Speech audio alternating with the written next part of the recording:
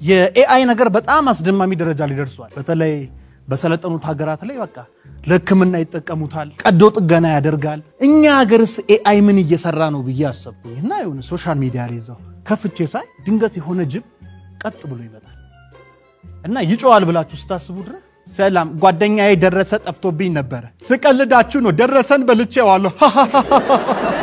ጉዴ ፈላ ደበበ እንዳያይ አሁንም ደበበን በልቼዋለሁ። ምንድም ይጃጃሉ።